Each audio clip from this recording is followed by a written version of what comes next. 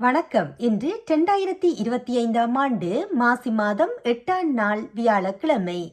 Sunrise சூரியோதய ஒலிபரப்பின் ஜெர்மனிய செய்திகள் வாசித்து வழங்குபவர் குணவிஜயா சுரேந்திரன்.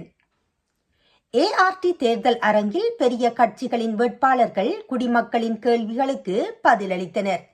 ஜூனியன் தலைவர் மெர்ஸுக்கு பின் அதிபர் சோல்ஸ், ஏஎஃப்டி தலைவர் வீடல் மற்றும் பசுமை கட்சி வேட்பாளர் கேபக் தலைப்புகள் ஜெர்மனி டிக்கெட்டில் இருந்து வெளியுறவு கொள்கை வரை இருந்தன. 4 பெரிய கட்சிகளின் அதிபருக்கான வேட்பாளர்கள் மீண்டும் கமராக்கள் முன்னால் தோன்றினர். ஏஆர்டி தேர்தல் அரங்கில் ஃப்ரீட்ரிஸ் மார்ச், ஒலாப் சோல்ஸ், அலியஸ் வைடல் மற்றும் ரொபர்ட் கெபக் ஆகியோர் பார்வையாளர்களின் நேரலை கேள்விகளுக்கு ஒன்றன் பின் ஒன்றாக பதிலளித்தனர். அதிபர் சோல்ஸும் அவரது ஜூனியன் செலஞ்சர் மெர்ஸும் தேர்தலுக்கு பின் கூட்டு அரசாங்கத்தில் அமர விரும்பவில்லை என்று தெளிவுபடுத்தினர். அது ஒப்பீட்டளவில் சாத்தியமில்லை என்று நாங்கள் இருவரும் நினைக்கிறோம் என்று மெர்ல் கூறினார். சோல்ஸ் அவருடன் உடன்பட்டார். அவர் எங்கே சரியாக இருக்கின்றாரோ அவர் சரிதான். நான் அதிபராக இருக்க விரும்புகின்றேன்.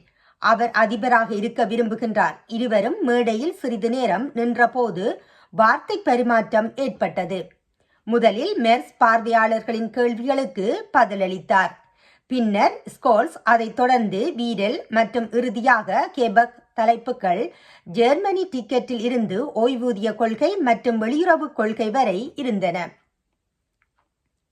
மியூனிக் தாக்குதலை தொடர்ந்து என்ன விளைவுகள்? ஜூனியன் மற்றும் எஸ்பிடியின் அரசியல்வாதிகள் ஆப்கானிஸ்தானுக்கு மேலும் நாடு கடத்தல் விமானங்களுக்கு ஆதரவாக உள்ளனர். குற்றவாளியும் அங்கிருந்து வந்தார். ஆனால் தலிபான்களுடன் பேச்சுவார்த்தை எளிதாக இருக்காது. சமீப காலங்களில் ஆப்கானிஸ்தானுக்கு ஒரே ஒரு நாடு கடத்தல் விமானம் மட்டுமே உள்ளது. வியாழனன்று 24 வயதான ஆப்கானிஸ்தான் முனிச்சில் நடத்தப்பட்ட தாக்குதலுக்கு பின் இப்போது அதிகமான விமானங்களுக்கு அழைப்பு விடுக்கப்பட்டுள்ளது. பில்ட் அம் சோன்டாக்கில் சிஎஸ்யு முதலாளி மார்கோஸ் சோடர் ஆப்கானிஸ்தானுக்கு வாராந்திர நாடு கடத்தல் விமானங்களுக்கு அழைப்பு விடுத்தார். அங்குள்ள தலிபான் ஆட்சியுடன் மத்திய அரசு இதை ஒப்புக்கொள்ள வேண்டும்.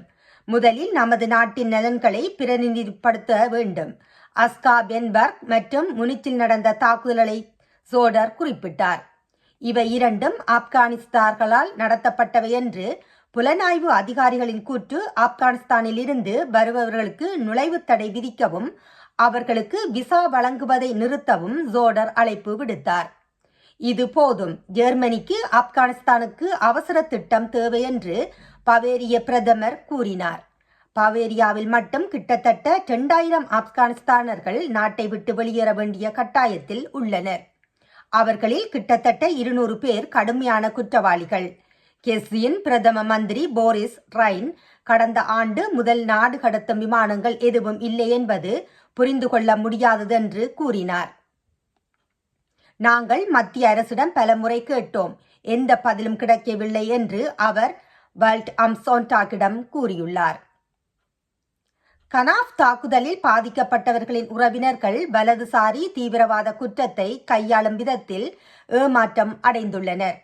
இதுவரை எந்த சட்ட நடவடிக்கைகளும் இல்லை. புதிய அறிக்கைகள் கெஸ்ஸியன் நீதித்துறை கேள்விகளை எழுப்புகின்றன. கனாஃப் தீவிரவாத தாக்குதலின் 5வது ஆண்டு நினைவு தினம் இன்று அனுசரிக்கப்படுகின்றது. ஒரு வலதுசாரி தீவிரவாதி 9 பேரை சுட்டுக் கொன்றான். பின்னர் அவனது தாயும் தன்னையும் குற்றம் செய்த உடனேயே அதிகாரிகள் தோல்வியடைந்ததாக அறிக்கைகள் வந்தன. இது இனவரி செயலை சாத்தியமாக்கியது. ஆண்டு நிறைவு முன்னிட்டு அதிகாரிகளின் தவறுகளை நீதிமன்றத்திற்கு கொண்டுவர பாதிக்கப்பட்டவர்களின் உறவினர்கள் மீண்டும் முயற்சித்தனர்.